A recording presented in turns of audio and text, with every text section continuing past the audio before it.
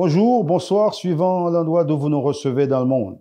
Merci de votre fidélité à IJC, le podcast, saison 2, un journaliste dans les coulisses du pouvoir. C'est avec plaisir que je vous retrouve pour ce nouvel épisode et je m'appelle Israël Jackie Contave. Voici le thème de l'épisode d'aujourd'hui.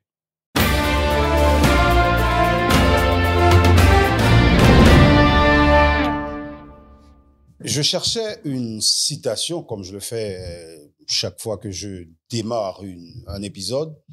Je cherchais une citation pour démarrer l'épisode d'aujourd'hui, l'épisode 3 de IJC, le podcast, un journaliste dans les coulisses du pouvoir.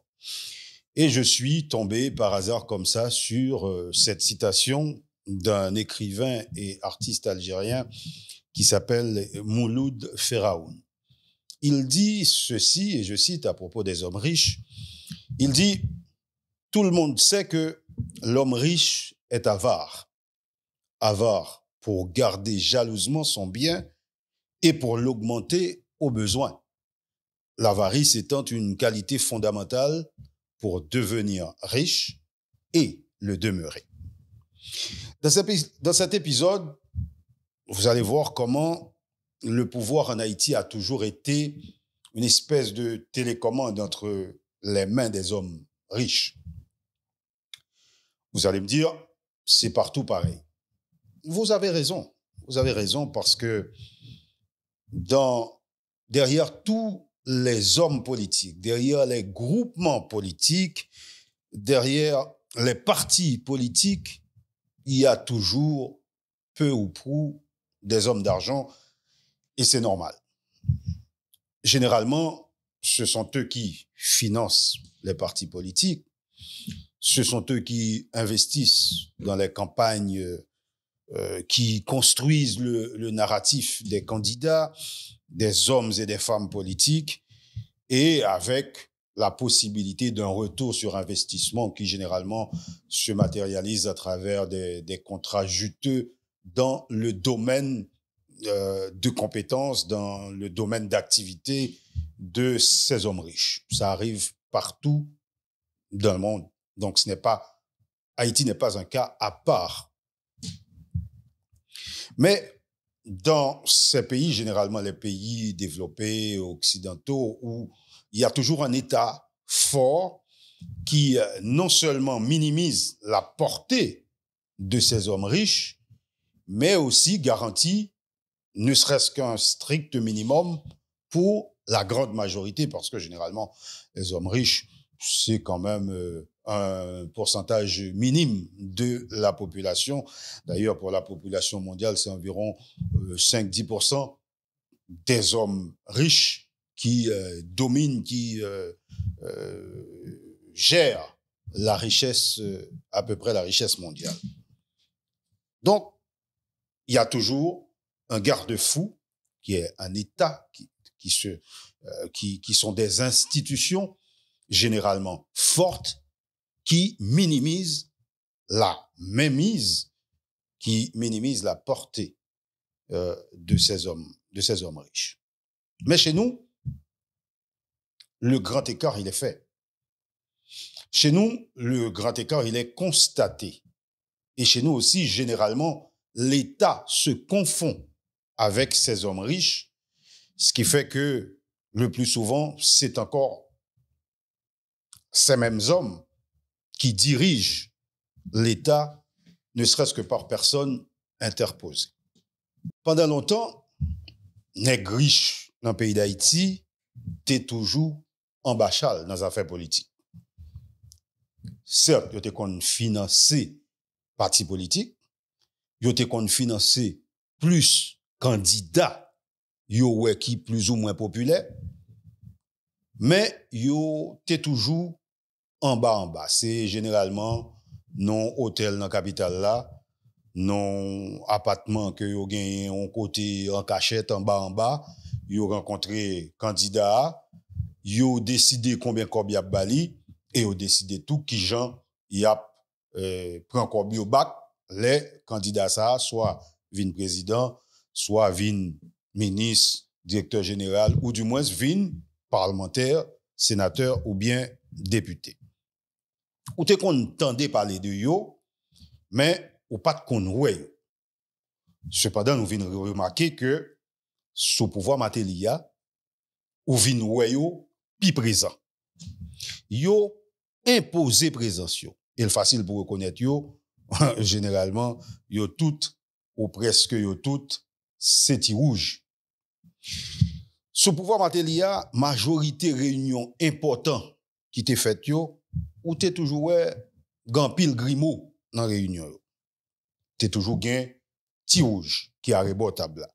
Souvent, moi t'es qu'on suive ça, il y a des réunions qu'on rentre, ou a demandé tout, est-ce qu'au Haïti ou bien de l'autre côté, parce que généralement dans les réunions ça yo, c'est anglais qui parle. Dans l'épisode ça, m'taka cité yon cinquantaine noms, mais on va comprendre si m'ta tombé cité nom de oligarques qui non seulement en dans politique Haïti, mais oligarques qui imposaient volonté politique yo dans le pays, épisode là, pas tap fini. Donc, moi, choisi parler de 4 nan yo. Même Jean, dans l'épisode passé, a m'te campé 4 femmes, moi, décidé camper 4 oligarques parmi six-là qui pi influent yo, et majorité nan yo, je ne jodi a, soit yo c'est des moun soit pour trafic de drogue, soit pour blanchiment d'argent, soit pour rapport proximité avec gang, majorité nan yo sanctionné par la justice internationale ou bien par la justice nationale. M'a commencé avec si là qui d'après ça m'te ka comprendre là dans tête tout le monde non a passé là kounya.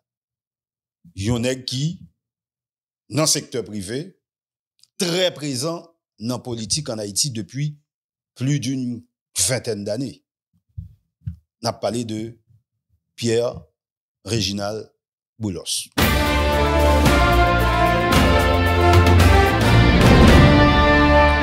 Réginald Boulos, pour moun k'ap suivre actualité politique en Haïti depuis plus passé 20-30 ans, on connaît que c'est un incontournable dans la politique depuis ces années-là.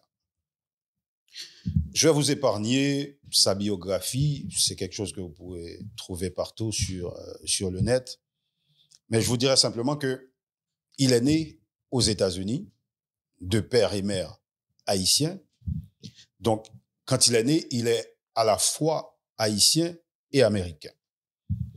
Mais à sa majorité, il décide de prendre la nationalité haïtienne. Et ça, il faut le dire, c'est pas la grande majorité d'Haïtiens qui font.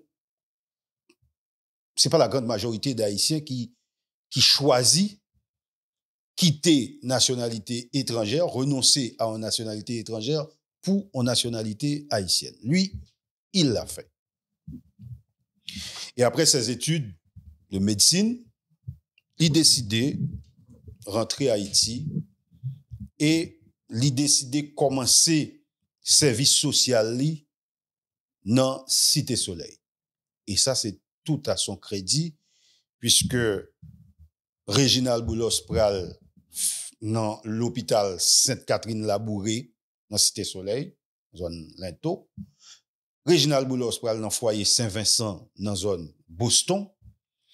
Réginald Boulos pral fait terrain football, terrain basketball, et c'est Réginald Boulos qui vraiment pral mettre un ensemble d'activités culturelles, sociales, vraiment dans Cité Soleil qui permettent que au moins yeux moun garder Cité Soleil. C'est avec les tout que un ensemble d'organisations internationales pral ouais Cité Soleil dans qui situation Cité Soleil est et yo pral obligé yo même tout vinité. À Cité Soleil, Réginald Boulos est resté 14 ans. Ce qui l'amène du même coup à côtoyer, à se familiariser avec des chefs de gang de Cité Soleil. Mais évidemment, pour lui, c'était pas des chefs de gang, c'était des animateurs sociaux c'était des gens qui, tant que Ti Gabriel, tant que Iska, tant que Ti Ougan, lui, il les qualifie de leader de la communauté de Cité Soleil. Et ses rapports avec ces chefs de gang que les leaders communautaires, ben, ces rapports avec Mounsayo, c'était des rapports étroits, côté que l'était capable à n'importe quel moment reléo et yoté, s'il te dit on bagay, il était yoté tendel. Donc, il était certaines fois évité aussi, et ça il faut le dire, que monsieur Sayo goumait entre eux. Donc, tu as une espèce de contrat tacite qui était signé avec monsieur Sayo sous influence Réginald Boulos pour yo pas bataille, mais pour yo plutôt faire des activités qui a poté au minimum pour communauté.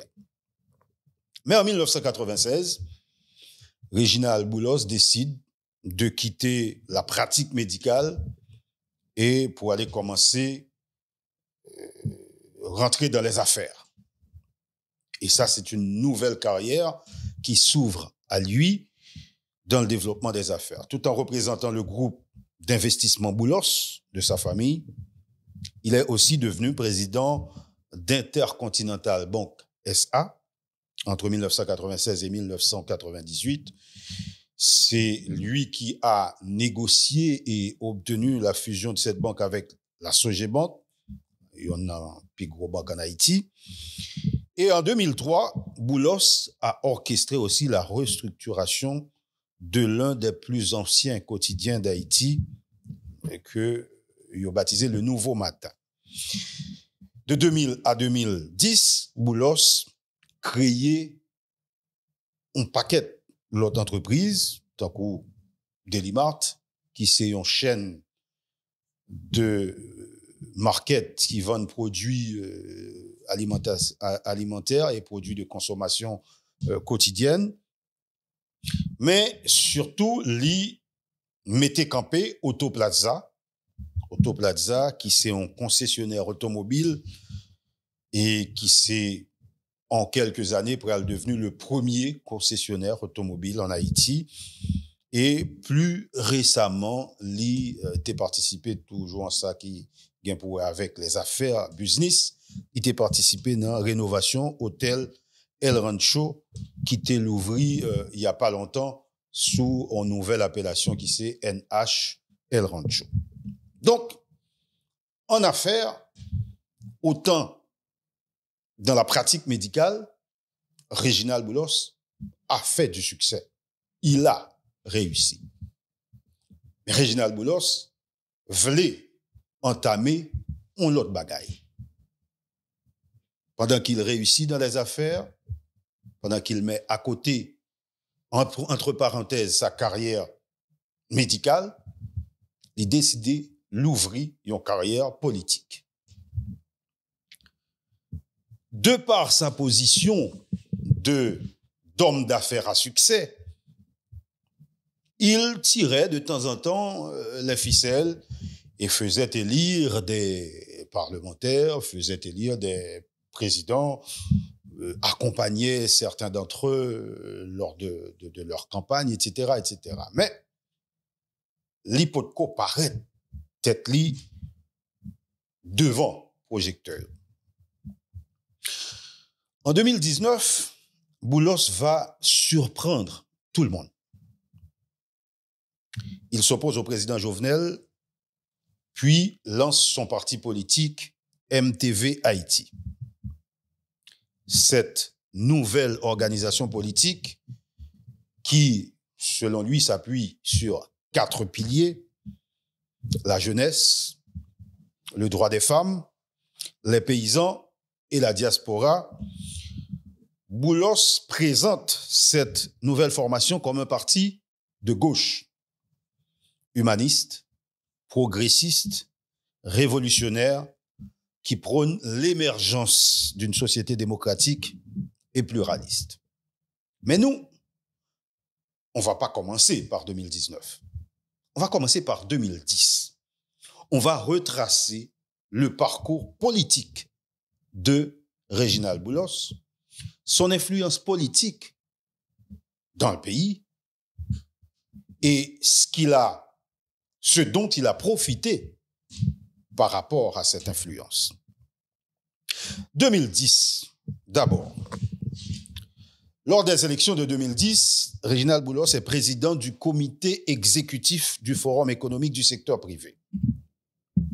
C'est une espèce de consortium formé par un ensemble d'hommes d'affaires du pays, hommes d'affaires puissants, influents, une manière d'asseoir autant que faire se peut leur influence sur les dirigeants politiques.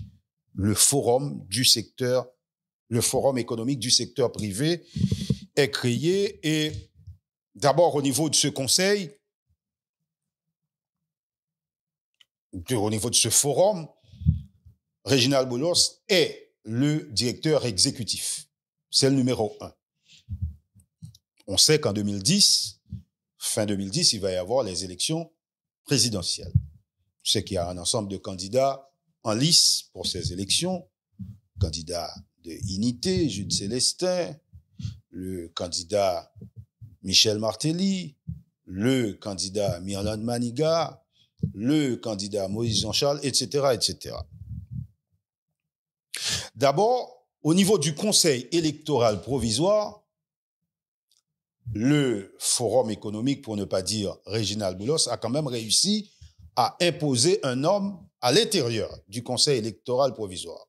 Déjà, c'était, tout le monde se souvient de Pierre-Louis Oppon, qui était le directeur exécutif de ce Conseil électoral. Mais en plus de ça, le Forum économique, au moment de ces élections, a mis en place, dans un endroit de la capitale qu'on va garder secret, son propre centre de tabulation. Ce, pour avoir une espèce d'estimation du vote, une estimation des tendances à la sortie des urnes, comme on dit dans le jargon, mais pour avoir leur propre tendance, c'est-à-dire leur propre sondage à la sortie des urnes. Le premier tour des élections, une fois réalisé, le Conseil électoral provisoire publie les résultats préliminaires le 7 décembre 2010. Résultats faisant état d'un second tour entre Jude Célestin et Mirland Maniga. C'était ça, les premiers résultats préliminaires du 7 décembre 2010. Dès le 8 décembre, le lendemain, Réginald Boulos a partagé avec les membres du Forum économique, les membres du secteur privé, dans une note, il avoue que le secteur privé et les ambassades avaient à leur disposition, le soir même des élections, à la fois les procès-verbaux et les résultats, et ce, avant même que le CEP ne publie les résultats préliminaires le 7 décembre. Selon lui, le système électoral, à l'époque, est efficace et le système électoral haïtien était même, selon lui, à l'époque, plus efficace que les systèmes électoraux français ou américains. Dans cette note qu'il partage avec le Forum économique du secteur privé, donc avec tous les hommes d'affaires du pays, il écrit, et je cite, « Faisant suite à sa note d'information du 5 décembre courant, le comité exécutif du Forum économique du secteur privé exprime son étonnement face aux résultats préliminaires des élections du 28 novembre dernier, publiés le 7 décembre par le Conseil électoral provisoire, se référant plus particulièrement au score obtenu par les candidats à la présidence. Le comité note que ces scores s'écartent sensiblement de ceux issus des comptages d'échantillons de procès-verbaux de bureaux de vote. Il dit que suivant leur centre de tabulation dont je vous parlais tantôt, les résultats publiés par le CEP s'écartent de ceux constatés par le Forum économique du secteur privé.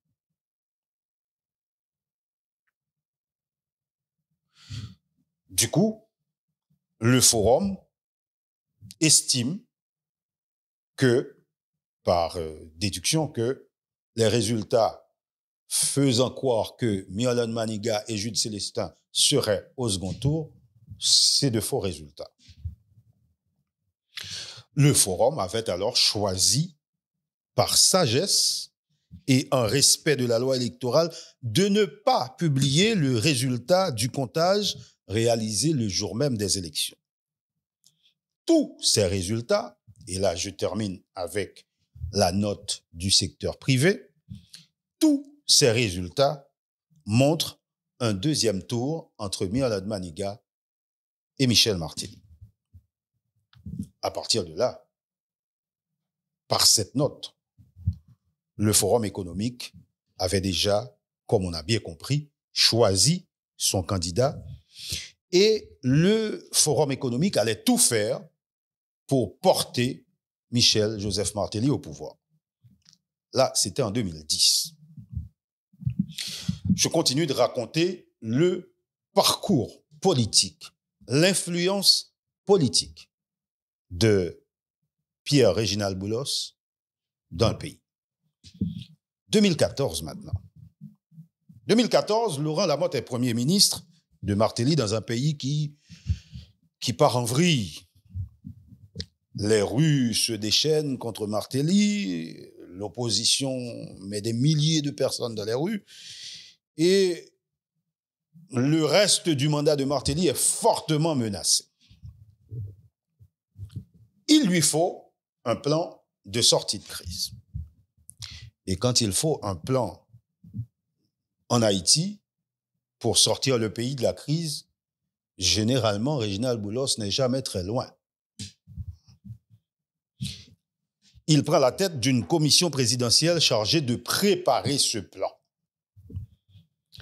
Cette commission est formée de 11 membres, dont les plus connus et les plus influents sont Charles Suffrat d'abord. Il était d'accord pour faire partie de cette commission, mais après la mise en place de la commission, il va jeter l'éponge, Charles Suffrat. Mais dans cette commission, il y avait aussi Rony Mondestin, sénateur de son État, sénateur pas au moment de ces élections, mais sénateur avant, mais quelqu'un dont tout le monde vante les mérites. Monseigneur Roger Beauvoir, à qui on n'a pratiquement rien à reprocher. Evans Paul, bien sûr, et Réginald Boulos, qui était à la tête de cette commission.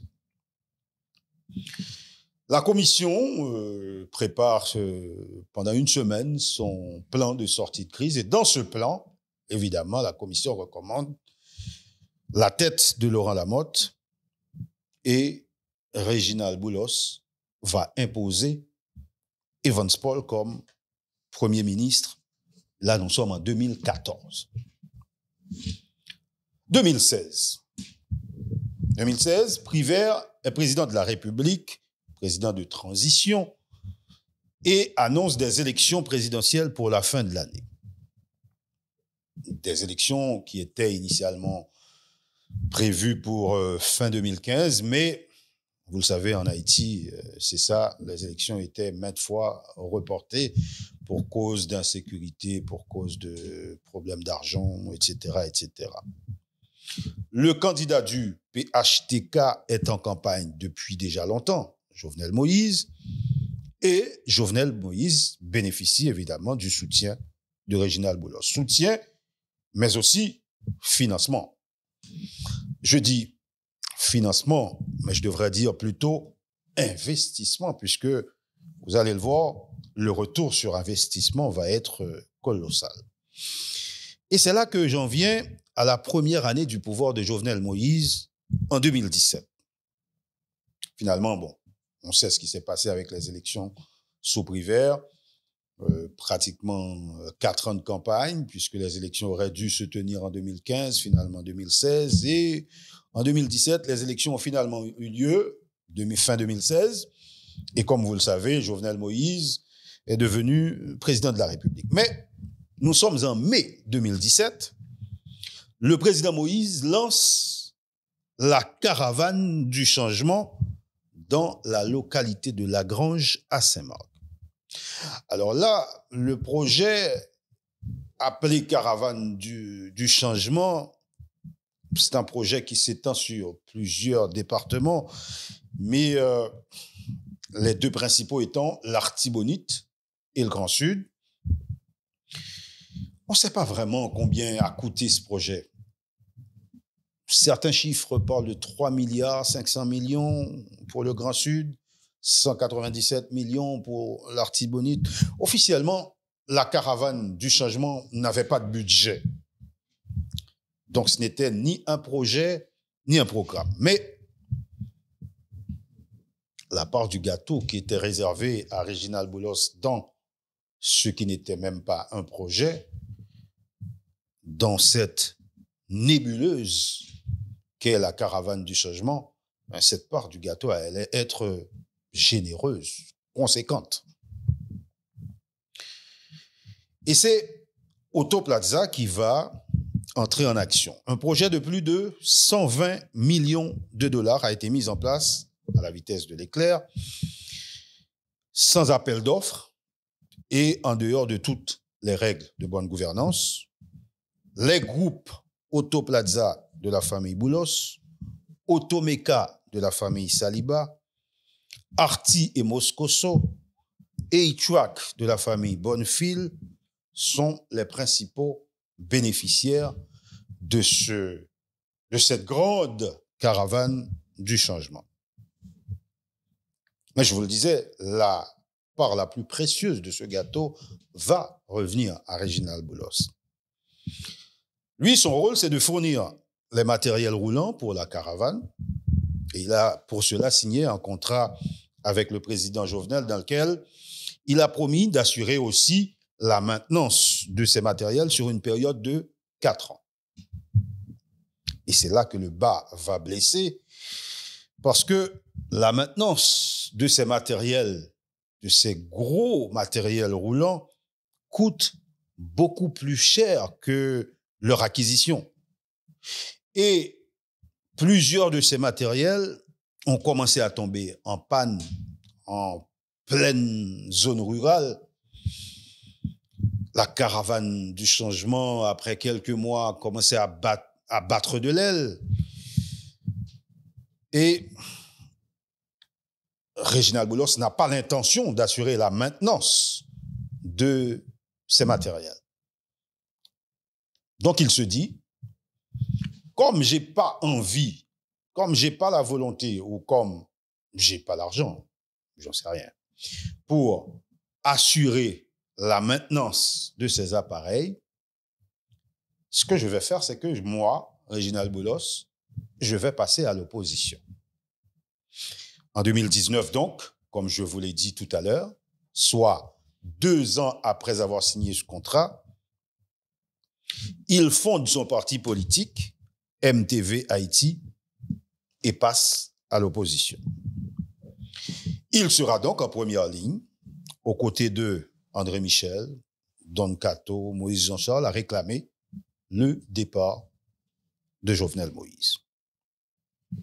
Donc, c'est cet homme, Réginald Boulos, qui est mon premier oligarque dans cette série où je vais présenter 4 oligarques.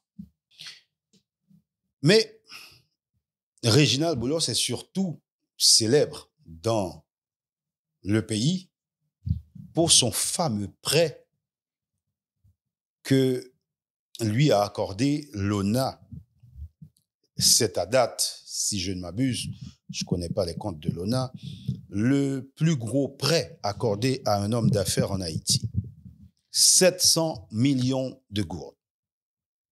Environ 4,5 millions de dollars américains pour acheter des véhicules, puisque là, on est toujours à Autoplaza, puisqu'il est concessionnaire de Nissan en Haïti, pour acheter donc des véhicules Nissan qu'il va vendre à la police nationale, au ministère, bref, à l'État haïtien. Donc, pour vous bien situer la chose, l'ONA, qui est une institution de l'État, prête de l'argent à un homme d'affaires, 700 millions de gourdes, donc 4,5 millions de dollars environ. Avec cet argent, l'homme d'affaires va acheter des véhicules qu'il va vendre encore à l'État haïtien. Donc, l'État prête de l'argent à un homme, l'homme vend à l'État qui lui donne de l'argent pour rembourser son prêt.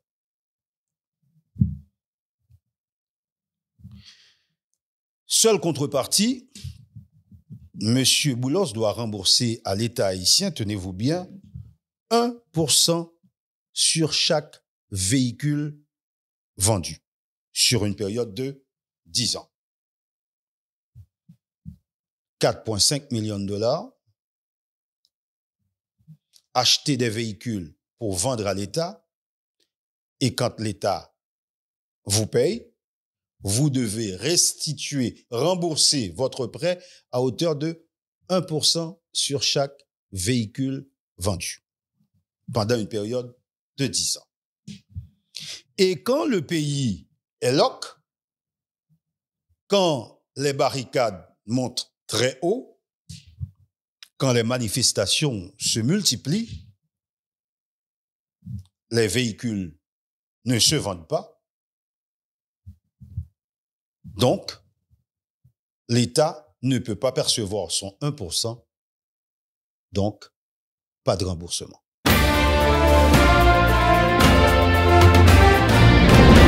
Outre Pierre-Réginald Boulos, il faut citer dans cette liste non exhaustive des oligarques derrière le KO-PHTK, Gilbert Bidjo. Je dis Gilbert Bidjo, mais j'aurais pu dire, et je devrais dire en réalité, le groupe Bidjo, car c'est une entreprise familiale dirigée par le patriarche Gilbert, d'origine juive. Gilbert Bidjo est un citoyen américain qui bénéficie d'un soutien important du lobbying juif au Congrès américain. Il fait partie d'un ensemble d'entreprises du secteur des carburants en République dominicaine, ainsi que d'autres secteurs qui sont plus ou moins liés au système d'information, au système de transport de fret aérien, de transport terrestre et maritime. Et surtout, il est beaucoup dans la construction, dans la sidérurgie, dans l'importation de produits alimentaires aussi. Implanté en Haïti depuis 1896, le GB Group, Gilbert Bidjo Group, est un des groupes privés industriels les plus importants d'Haïti, mais pas seulement, les plus importants des Caraïbes, avec des opérations concentrées en Haïti, des bureaux à Miami, particulièrement à Fort Lauderdale aussi, des bureaux à Saint-Domingue et des bureaux à Port-au-Prince. Avec plus de 2000 salariés à son actif, le groupe Bidjo comprend de nombreuses sociétés. Aciérie d'Haïti, les huileries haïtiennes, Sodigaz, Matelec, Prométal, etc. Des divisions et des sociétés affiliées et des co-entreprises qui opèrent dans les 9 industries suivantes: agriculture, matériaux de construction, biens de consommation, énergie, distribution de carburant, services environnementaux, infrastructures, télécommunications, commerce, transport, bref. Le groupe Bidjo, c'est pas un petit groupe, c'est un groupe sérieux. C'est une entreprise de nom.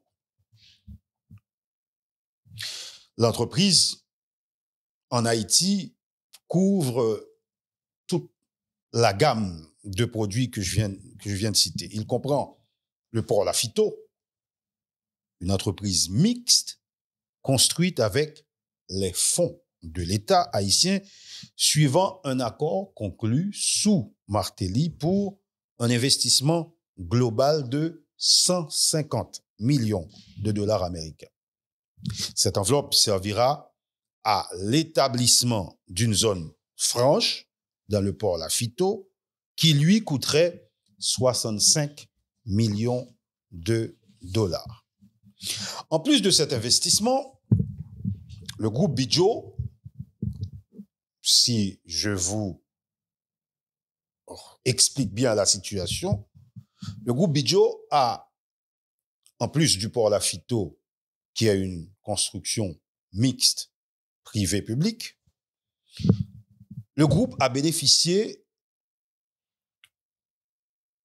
d'un prêt pour le port, mais le groupe a aussi obligé l'État haïtien, à travers le ministère des Travaux publics, à construire une dizaine de kilomètres de route menant vers le port. Lequel port, pendant plusieurs années, à la faveur des crises politiques et pays locs, etc., créées par ces mêmes gens du secteur privé, le port est entré en concurrence avec le port La Saline, qui est censé être le port de l'État. Bon, si m'a résumé bien, ça me se dit là, et pour tout le monde qui a bien comprendre, ça m'a dit là, l'État haïtien prêté 65 millions de dollars dans la Banque mondiale pour financer construction port Lafito. Il n'y a pas de problème jusque-là. Mais port Lafito, pas pour l'État. Port Lafito, c'est pour Groupe Bidjo. Groupe Bidjo fait l'État obligation pour le construire une dizaine de kilomètres de route pour sortir Port-au-Prince, en tout cas, pour finir route ça, pour mener dans port Lafito. Et puis, c'est même pour Lafito ça, les gains troubles, les gains manifestations, les gains problèmes politiques dans Port-au-Prince, côté la Salinier, qui c'est là pour l'État haïtien. Donc, les ports l'État haïtien pas qu'à fonctionner, c'est dans port Lafito que l'État obligé de décharger conteneur et c'est pas programme ici.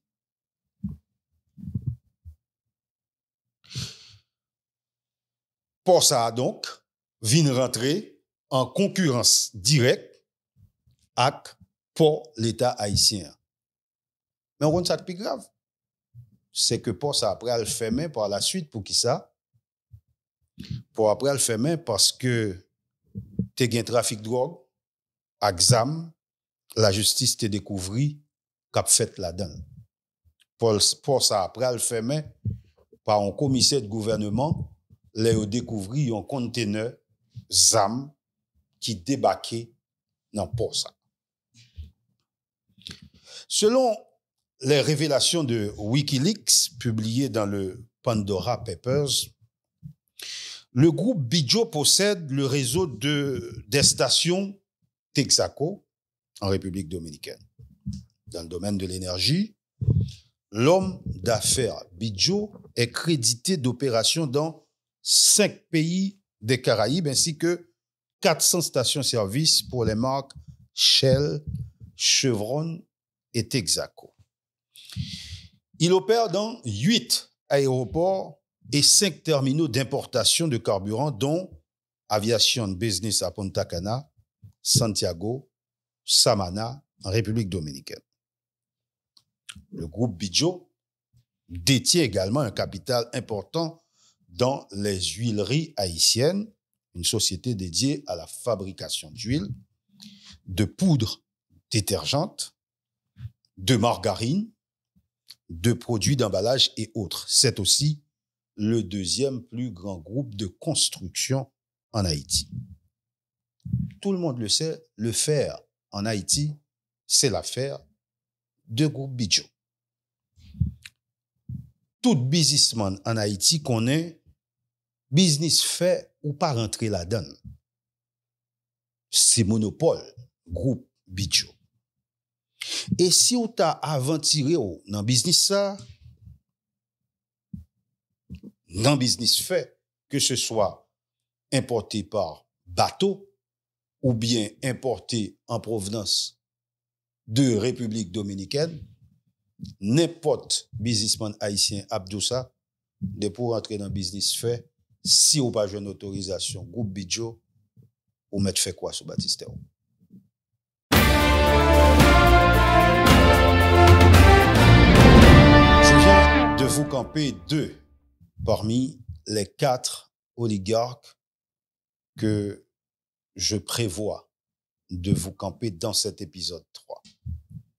Mais alors, comment évoquer les oligarques derrière le chaos et ne pas mentionner le fameux Chérif Abdallah et l'autre fameux Reynoldi? Chérif Abdallah est né au Caire, en Égypte, d'une mère indienne et d'un père égyptien. Il a fait ses études aux États-Unis. Donc, au prime abord, l'Égypte, l'Inde, les États-Unis, aucun rapport avec Haïti. Mais c'est un homme d'affaires. Donc, en 1981, il décide de s'installer en Haïti pour les affaires.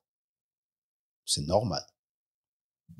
Il y avait peut-être une fenêtre d'opportunité, il y avait des potentialités d'affaires en Haïti. Dans cette année-là, en 1981, il décide de s'y installer. Il a tout à fait le droit. Depuis 2012 jusqu'à la mort de Jovenel Moïse, Chérif Abdallah a été le consul honoraire d'Italie en Haïti. Il possède pas moins de 4 sociétés enregistrées aux Bahamas. En 2017, selon les archives de Pandora Papers, Abdallah a créé une société dans les îles Vierges britanniques qui lui a permis d'acheter, sans aucune justification, un yacht pour la somme d'$1 million qu'il a baptisé Carissa, du nom de l'une de ses filles. En Haïti, il était vice-président de la Sogebank, mais ce qui a fait sa fortune, c'est surtout la location d'hélicoptères.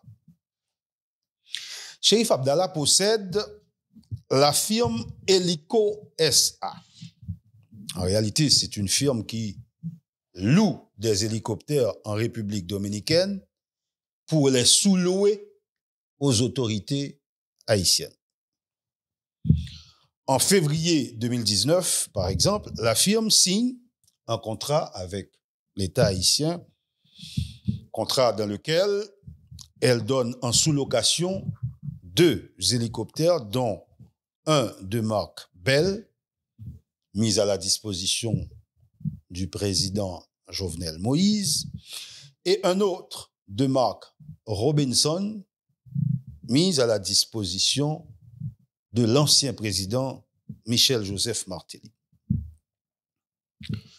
Ces engins volants doivent être disponibles 24 heures sur 24 pour les 2 présidents.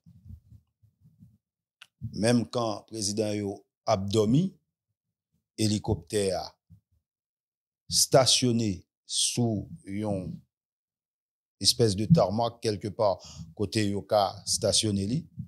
Mais même si hélicoptère a stationné, location a continué. Même si les hélicoptères ne volent pas, la location continue. Et en 104 jours de location, du 9 février au 24 mai 2019, ce contrat, ceci dit, non validé par la Cour supérieure des comptes et du contentieux administratif, ce contrat a coûté au Trésor public 7 737 600 $ américains. Autre détail à signaler, c'est le Palais national qui nourrit, loge et blanchit les 4 pilotes affectés à ces hélicoptères. Et ces 4 pilotes bénéficient d'un per diem chaque jour. Hein. Donc, et ce n'est pas le per diem d'un fonctionnaire haïtien. Les hélicoptères ne volent pas chaque jour, mais ils sont toujours disponibles pour les 2 présidents. En gros, pour nous comprendre bien, Chérif Abdallah, consul honoraire d'Italie en Haïti, gagnait une entreprise qui est les Hélico SA, qui louait hélicoptère en République dominicaine, qui vient sous-louer hélicoptère ça by politiciens haïtiens, et en 104 jours, de février à mai 2019, 2 hélicoptères ça quitte yo volé, quitte yo pas volé, y a facturé, yo coûté l'État haïtien 7 737 600 $ américains. 2 hélicoptères ça étaient à disposition président en exercice à l'époque, Jovenel Moïse, et ancien président à l'époque, Michel Joseph Martelly. Contrat ça par rapport à hélicoptère yo te voyé la Cour des comptes t'estimé que contrat ça pas respecter les règles de l'art, l'IPAPCL, mais malgré tout, gré à gré, contrat li passé et l'État haïtien payé. Mais en plus, quitte hélicoptère au volé, quitte yo pas de volé, 4 pilotes qui affectés à hélicoptère ça yo, c'est pas des pilotes haïtiens, c'était des pilotes dominicains. Yo te doué payer yo per diem, ba yo manger, ba yo boire, ba yo dormi pendant toute période ça. Mais je vous disais Chérif Abdallah et Reynald Dib. Que dire de Reynald Dib? Nek Bongoua. Reynald Dib, c'est le principal dirigeant de Deka Group, l'entreprise familiale qui évolue en Haïti depuis, on va dire, plus de 30 ans, 35 ans même. Cette entreprise traite avec une centaine de fournisseurs à travers le monde. Elle met sur le marché des produits comme Bongout, Actimède, Waxi, Bonlet, Cameo, Vi, Nitrigou, Tempo, Anita, Farine Nationale, etc. Cette chaîne d'entreprises serait aussi la représentante des marques internationales en Haïti comme BMW, Westlake, Pascual Reovac, Garcia Carrion, Nicolas Feuillat, Select, Milani, Black & Decker. Ça, c'est pour les marques. Mais Reynald Dib est surtout connu depuis 2015 pour 2 choses. Ses accointances avec les magnats des médias et son affinité avec les gangs. Pendant la présidence de Michel Martelly et de Jovenel Moïse, Reynald Dib va diversifier ses placements. Il va être le principal pourvoyeur de la presse à coup de publicité. Ces produits à cette époque, peut-être encore aujourd'hui, je ne sais pas vraiment, mais à l'époque, ces produits étaient les plus présents dans les médias. Bon, on ne va pas parler des compétitions de football. Pour blanchir son argent, Reynald Dib utilise beaucoup les échanges de services. Il donne des BMW, il donne des Prado blindés contre des publicités. Il paie en cash certains chroniqueurs vedettes des matchs de foot. Il patronne les Coupes du Monde, il patronne les Coupes d'Europe, il patronne les Copa América et même des Classicos. Le groupe d'experts économiques des Nations Unies a fourni des preuves selon lesquelles Reynald Dib, directeur général du groupe DECA, finance aussi des membres des gangs pour protéger son entreprise et assurer le transport des marchandises qu'il importe. Ce groupe d'experts économiques des Nations Unies révèle qu'en 2017, Reynald Dib a payé un chef de gang en vue de mener des activités dans l'un des principaux ports pour le compte de son entreprise DECA Group. Dans la même veine, les experts révèlent que Dib utilise des membres de gangs pour exercer des pressions sur des agents douaniers afin de laisser passer ses marchandises à lui sans inspection. Ces manigances lui ont permis d'éviter certains droits d'importation et à en croire ces experts, il aurait traité avec les gangs du G9, cette fédération de gangs opérant, vous le savez tous maintenant, dans les zones stratégiques de ses activités commerciales, c'est-à-dire la Saline. Il a, selon ces mêmes groupes d'experts, utilisé les services de gangs à costume, comme des parlementaires dont il a financé la campagne.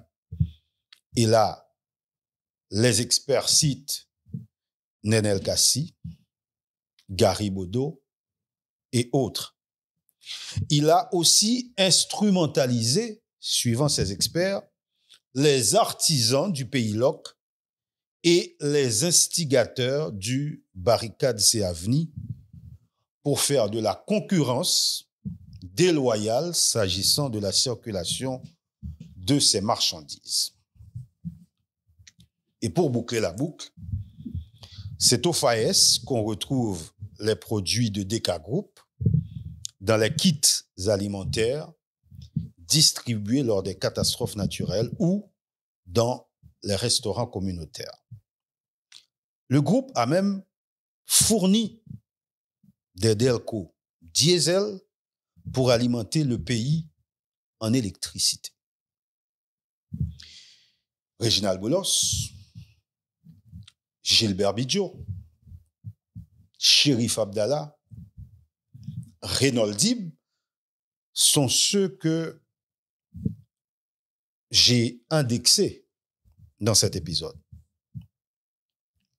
Ils sont, pour la plupart, je l'ai dit en préambule, sanctionnés par les instances internationales ou nationales, à la fois pour blanchiment, enrichissement illicite ou affinité avec les gangs. Mais j'aurais pu étendre la liste à Édouard Bossan de la Unibank, à Karl Brown de la Sogebank, à Marc-Antoine Accra et son bateau sucré, à Charles-Henri Becker, à Grégory Meuse, Andy Apped, Richard Coles ou encore d'autres.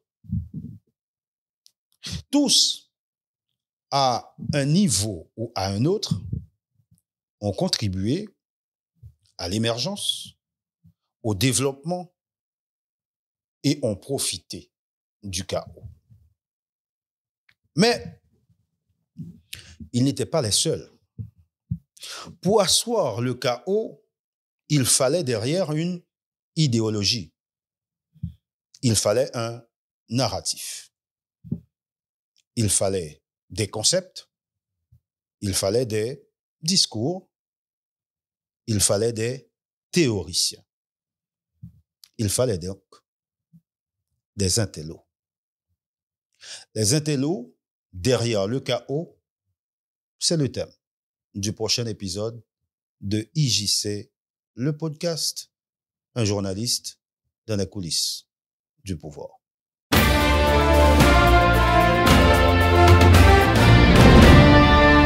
IJC, le podcast, saison 2, épisode 3, c'est fini pour aujourd'hui.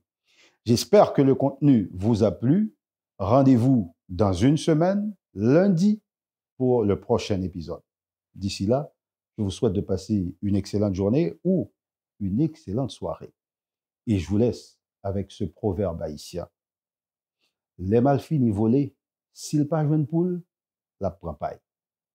Ce podcast est désormais disponible sur notre page YouTube IJC Group, sur notre page Facebook IJC Group, sur notre page Instagram IJC Group, sur Spotify en audio et sur toutes les autres plateformes intelligentes.